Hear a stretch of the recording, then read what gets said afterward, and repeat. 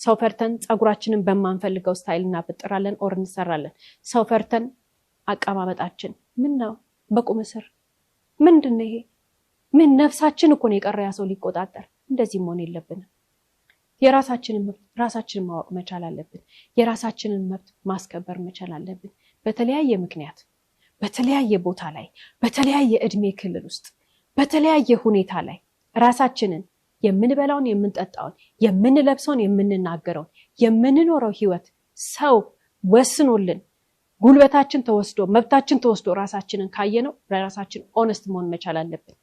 ምን እንደአጣሁኝ ምን እንደተወሰደብኝ ምን ያደረኩ እንደሆነ መጀመሪያ ለራሴ ማመን አለብን በፍጹም ውስጣችን ካመነ አንሳሳት በቃ እኔነቴ መብታችን ተወስዷል ብለን ካሰብን ካለንበት ቦታ በጠቅላላ ቀጥ ብለን ሄደን ለፖሊስ ነው ማሳወቅ ያለብን ምክንያቱም ይሄን የማድረግ መብት ማንንም የለው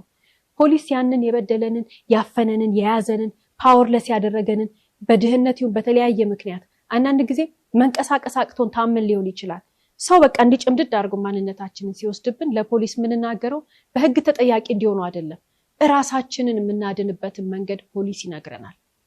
አንፍራ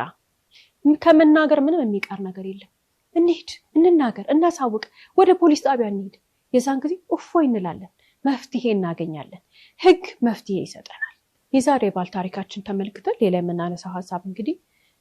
ባለ ታሪካችን እናትየው ወይዘሮ ዓለም ጎበዝ ነች ጠንካራ እናት ነች ምስጉን እናት ነች የዛኑ ያክል ደግሞ ሌላኛውን የህይወት መልኳን አዙረን ስናየው ወንጀለኛ ናት ወንጀል ሰርታለች ጨካኝ እናት ነች እዚህ ጋር እንግዲህ አንድ መመልከት መቻል ያለብን ነገር አለ እቺ ሴት ልጇ እንደደፈረ ታውቃለች ልጇ እንዳስረገዘ ታውቃለች የተወለደውንም ህፃን ወስዳ እስከመጣል ደርሳለች አይደል እቺ አንድ እናት ነች እኛ በስሌት ፕሮግራም ብዙ ያቀረብናቸው ታሪኮች አሉ እቺ ሴት የተደፈረችው የራሷ ስጋ አይደለች ወይንም ልጇ አይደለች ልጇ እንደውም ደፋሪ ስለሆነ ዝም አለች ልጆቻቸው ተደፍረው ዝም የሚሉ እናቶች አሉ ልጆቻቸው ተደፍረው ዝም የሚሉ አባቶች አሉ ያክስት ያጎት ልጆቻቸው ተደፍረው ዝም የሚሉ አሉ ለምን እንዴ እኛ እኮ የኖርነው ተቻችለን ነው እኛ እኮ የኖርነው እንደዚህ ሳናደርግ ነው ዝም በል ይያሉ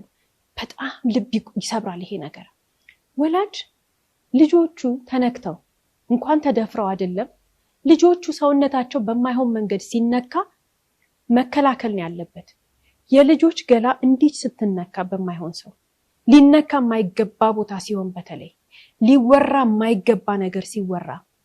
ወይንም ደግሞ ልጆች መተው እንዲህ ተደርገናል ብለው እየነገሩ ዝም የሚል ወላጅ አለ ያ ወላጅ አይደለም አለማወቅ አይደለም ወይ ደግሞ የስልጣኔ አይደለም